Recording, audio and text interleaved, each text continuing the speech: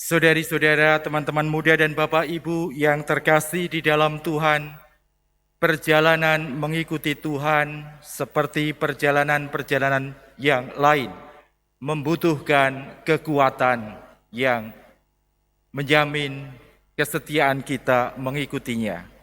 Relasi personal atau hubungan pribadi yang sangat mendalam dengan pribadi ilahi, Bapak Ibu dan saudara-saudari terkasih, senantiasa memberikan kesempatan bagi orang yang menghidupi relasi personal yang mendalam, yang erat, yang dekat dengan pribadi ilahi itu, kesempatan-kesempatan yang luar biasa. Dalam bacaan yang pertama, misalnya saja, kita berjumpa dengan Abram, yang karena relasinya yang mendalam dengan Allah, mendapat kesempatan untuk diberkati secara luar biasa, diberi keturunan yang tak terhitung jumlahnya, dan diberi kekayaan yang besar, wilayah yang sangat luas. Kita tahu dalam dunia perjanjian lama, umur panjang, keturunan yang banyak dan kekayaan yang berlimpah itu adalah tanda berkat. Bukan hanya itu saja, di dalam Injil yang kita dengarkan bersama, kita juga berjumpa dengan Petrus, Yohanes, dan Yakobus, 3 murid setia Yesus yang karena relasinya yang mendalam dengan Allah yang hadir dalam diri Yesus, mendapat kesempatan luar biasa untuk menjadi saksi Yesus dimuliakan di atas gunung. Begitu indahnya pengalaman itu sehingga Petrus berseru, "Betapa baiknya kita ada di tempat ini. Baiklah kita mendirikan 3 tenda, 1 untuk engkau, Yesus, 1 untuk Musa, dan 1 untuk Elia." Ungkapan bahwa mereka ingin menikmati pengalaman kemuliaan Allah itu dengan lebih lama. Saudara-saudariku, Bapak Ibu dan teman-teman muda terkasih, bukan hanya itu saja. Minggu lalu, saat menghadiri pemberkatan jenazah seorang saudari kita, saya juga mendapat sebuah kesaksian dari seorang saudara kita yang mengatakan ketika saudari kita yang meninggal itu masih sehat bersama dengan kita, ia mengalami pengalaman yang luar biasa.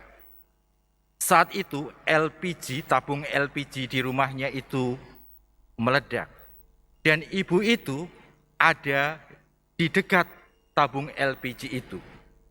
Tetapi aneh atau ajaib, atau Allah menampakkan kemuliaannya di dalam diri ibu itu, karena tabung LPG yang meledak itu terlontar ke arah yang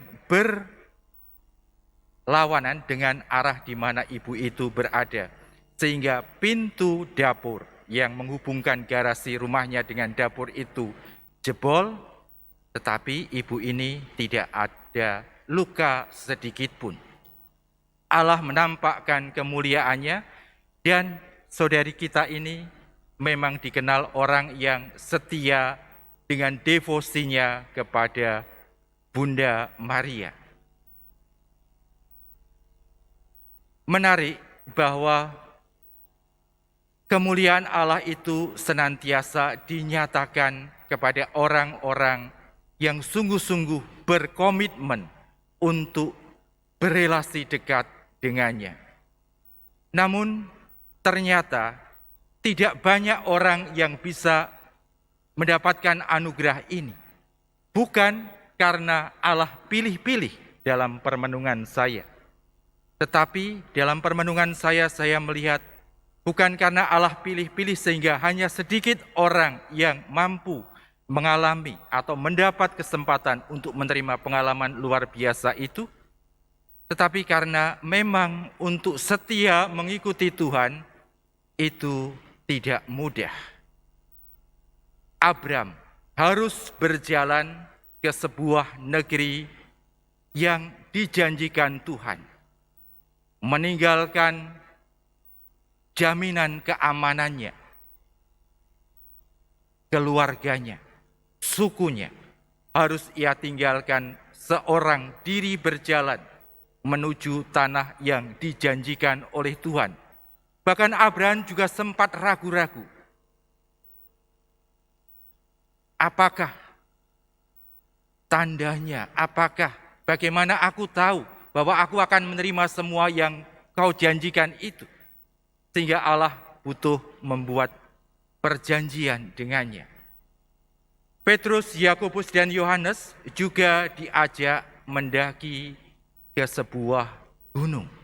Ibu bapak dan saudara-saudariku terkasih, juga teman-teman muda yang terkasih, mendaki sebuah gunung bukanlah pekerjaan yang ringan. Membutuhkan energi yang lebih dari cukup. Karena itu mungkin banyak orang yang tidak tahan berada di dalam situasi atau ketidakpastian seperti yang dialami oleh Abram, atau kelelahan yang mungkin juga menimpa Petrus, Yakobus, dan Yohanes, sehingga di puncak gunung mereka sampai tertidur. Dibutuhkan kekuatan untuk bisa setia menjalani relasi yang mendalam dengan Tuhan. Oleh karena itu kita membutuhkan sumber yang istimewa untuk dapat memperoleh kekuatan yang kita butuhkan. Dan sumber istimewa itu dalam iman kita sebagai orang Katolik adalah Ekaristi. Menghadiri Ekaristi secara pantas dan layak.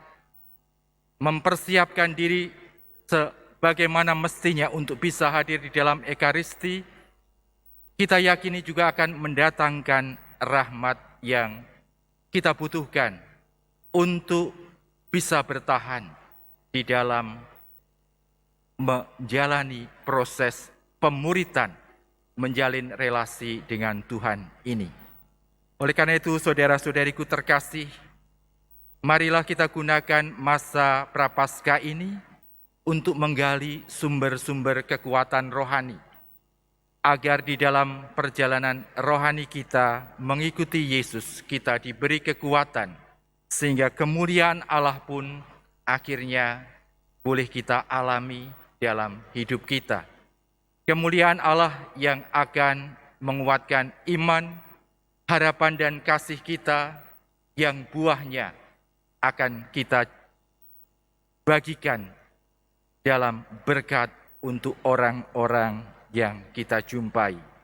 Tuhan memberkati perjuangan kita menemukan sumber-sumber kerohanian yang sejati. Amin.